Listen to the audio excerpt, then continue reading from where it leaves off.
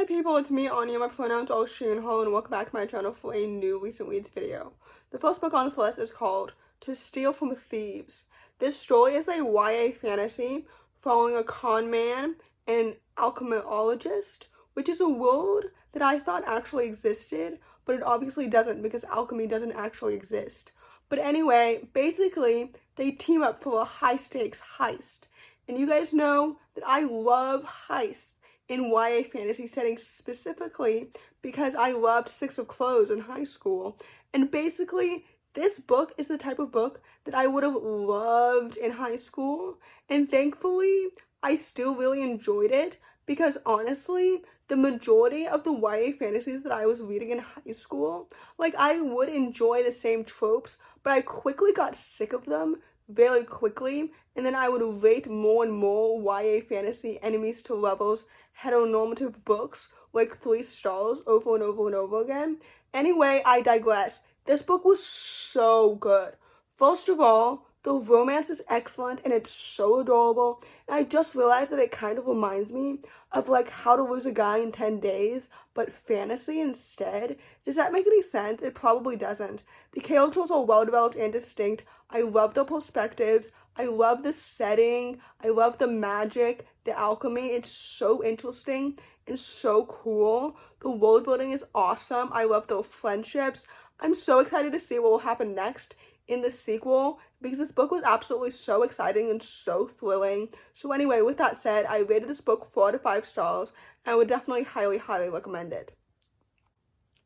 The next book on this list is called Renegade Girls. This story is a YA historical fiction graphic novel that follows a young sapphic journalist in the 1880s who's basically looking for a big break. This book was absolutely so excellent and it was so well done.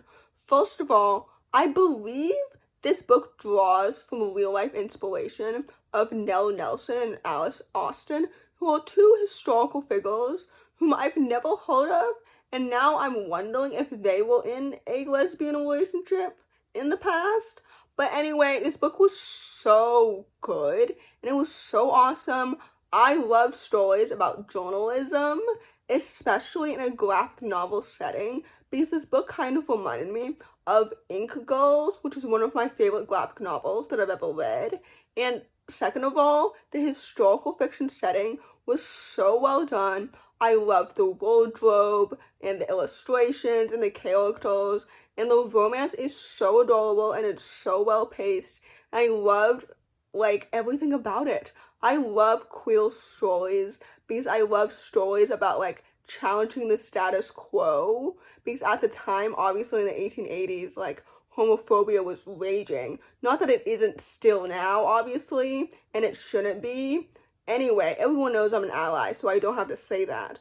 But anyway, this book was so good and I loved it so much. I loved the characters and the plot and the story and everything about it. So anyway, with that said, I would definitely highly recommend it because I rated it 4 out of 5 stars.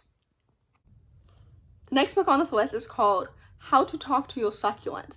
This story is a middle-grade urban fantasy graphic novel that follows a young main character who is grieving her mother, and she turns to plants for advice, and then the plants start to talk back. This story is absolutely so excellent and it's so well done.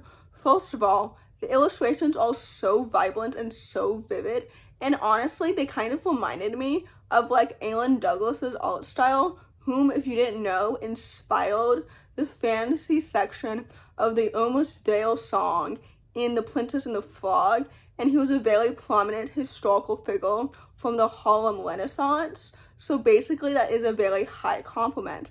Second of all, the plot was so intriguing and so engaging. I loved the characters and the friendships and the family dynamics and the plot and just everything about it. This story is so good and it's so fantastic. I just really enjoyed it so much. Like everything about it was so well done and so well paced and just so awesome. The characters were brought to life so well, as well everything else. This book is excellent and I just really enjoyed it. So anyway, with that said, I rated this book 4 out of 5 stars and I would definitely highly recommend it. The next book on this list is called Holy Tales. This story is a YA fantasy sequel to Painted Devils and it's the third and the last book in this trilogy, and it's a book that I've been eagerly anticipating for quite some time. I really enjoyed Little Thieves and Painted Devils, but unfortunately I think it's been too long since I've read a book in this universe, because I realized when I was reading it that I didn't really care for the politics or the mystery in this book at all. I really cared more for the characters and the romance, but the romance, in my opinion, wasn't as prevalent as I was really expecting it to be, just because of the other factors that I didn't really care about that much. Does that make any sense? As much as I missed the characters and everything, I just feel like this book just wasn't as good as I was really hoping it would be, if that makes any sense. And like the found family that I loved from the first two books, frankly, didn't have as many scenes together as I was really hoping for in this book. So anyway, with that said, I rated this book 3 stars, and unfortunately, like some of my other anticipated releases for this year, this book greatly disappointed me. So with that said, take that as you will. The last book on this list, and certainly not the least, is called A Risky Game. This story is the second book in the Lyle's Society book series, which is a middle grade mystery contemporary series, and basically I read the first book of the series like 2 months ago or something like that, and it was so good. It reminded me of like the Westing game and the Inheritance games, except better and middle grade.